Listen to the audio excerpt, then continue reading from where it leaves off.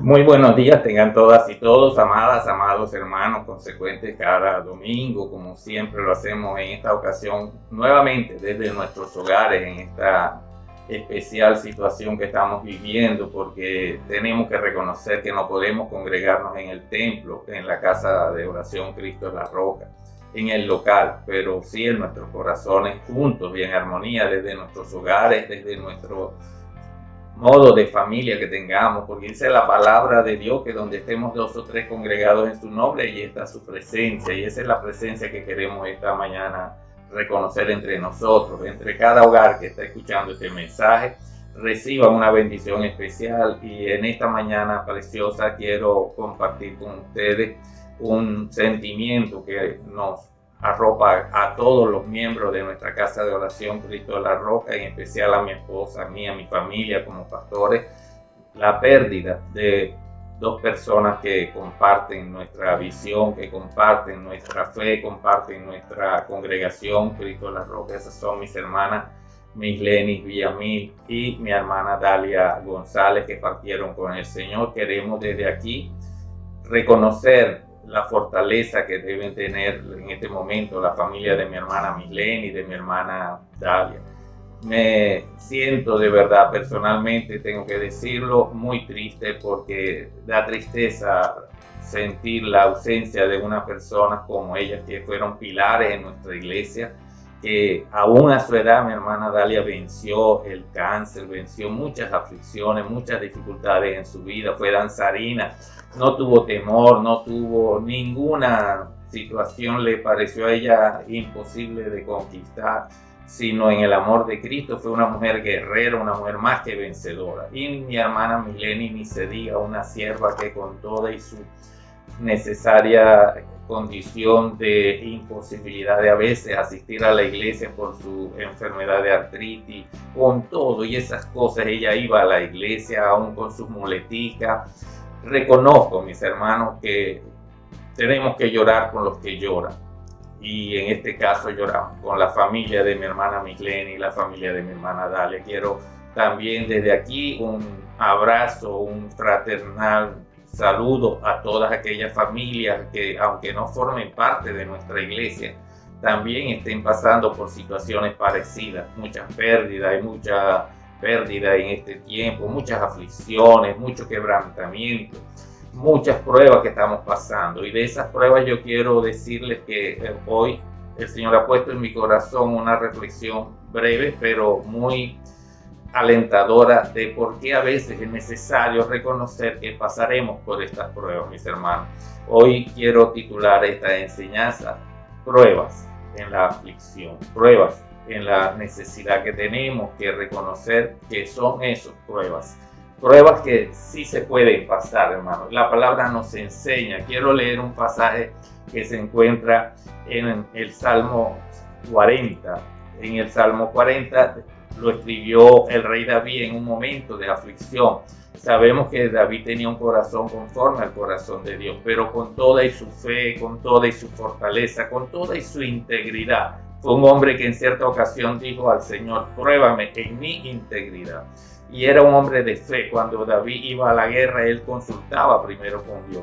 Así nosotros, mis hermanos, en este tiempo que estamos viviendo, es una guerra espiritual lo que estamos pasando también. Pruebas que estamos necesariamente que reconocer que son pruebas, como Pablo le dijo a Timoteo, que tenemos que pelear la buena batalla de la fe. En estos tiempos de tribulación, de aflicción, es donde Dios prueba nuestra fe.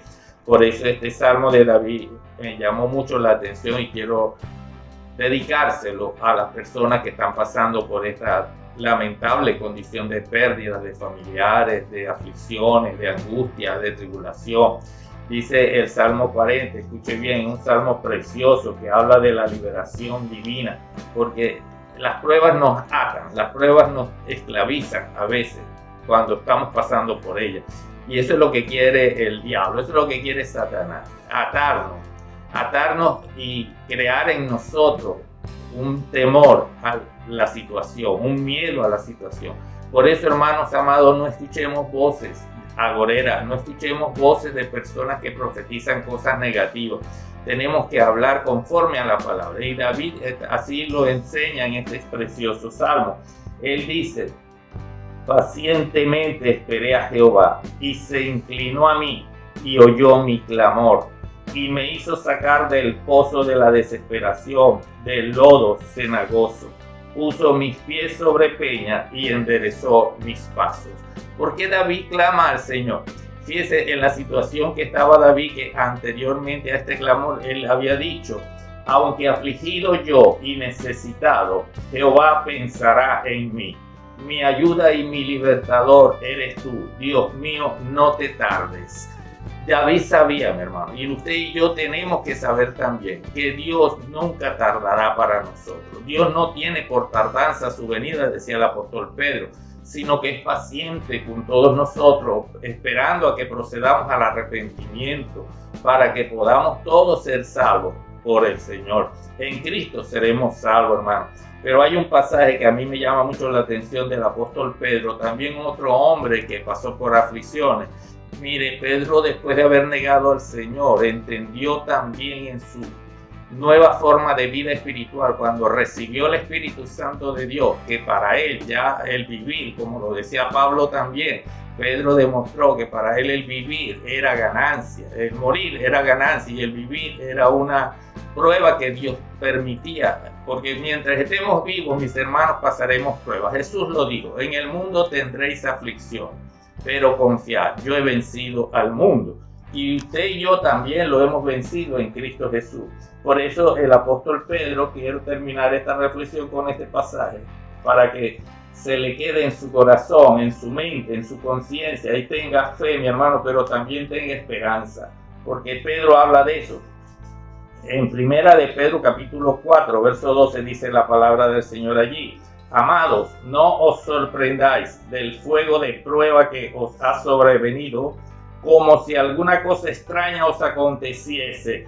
Quiere decir, está diciendo el apóstol, que esto no es extraño, mi hermano. Cuando estemos pasando por pruebas, no es extraño para nosotros. ¿Por qué? Porque fíjate lo que dice el Señor a través de Pedro aquí: sino gozaos por cuanto sois participantes de los padecimientos de Cristo, para que también en la revelación de su gloria os gocéis con gran alegría. ¿Sabe? Padeceremos. En el mundo seguiremos padeciendo, hermano. Cuando usted nace de nuevo, cuando el pueblo de Israel fue sacado de servidumbre en Egipto, Egipto es símbolo del mundo. ¿A dónde fue llevado el pueblo de Israel? Al desierto, ¿verdad? Para ser probado. Cuando Jesús a los 30 años comenzó su ministerio y fue bautizado en el Jordán por el profeta Juan, ¿sabe a dónde fue llevado Jesús? Al desierto, mis hermanos. No fue llevado a predicar la palabra de una vez, fue llevado al desierto para ser probado. Tú y yo estamos también llamados a ser probados en un desierto, en una aflicción, en una tribulación. Pero todas estas cosas no nos van a separar del amor de Dios, porque ningún arma forjada, ni ángeles, ni potestades, ni ninguna cosa creada nos podrá separar del amor de Dios que es en Cristo Jesús, Señor nuestro. Y conforme a lo que dice la palabra de Dios, como lo hemos leído, y lo dijo el apóstol Pedro, sabiendo lo que decía, que seremos probados. Vuelvo a repetir el pasaje, dice: amados, no os sorprendáis del fuego de prueba que os ha sobrevenido, como si alguna cosa extraña os aconteciese, sino gozaos. Me gozo en las tribulaciones, me gozo en las pruebas, porque sé que después de la prueba viene la bendición. Después del desierto viene el Jordán, y lo vamos a atravesar y vamos a llegar a Canaán, donde será todo leche y miel, donde serán las bendiciones hasta que sobreabunde. Y tú, tus hijos y los hijos de tus hijos se gozarán y se regocijarán en Cristo Jesús, Señor nuestro. Amén. Que Dios me lo bendiga y nos vemos el próximo, nos oímos y nos vemos el próximo domingo, si Dios lo permite. Amén.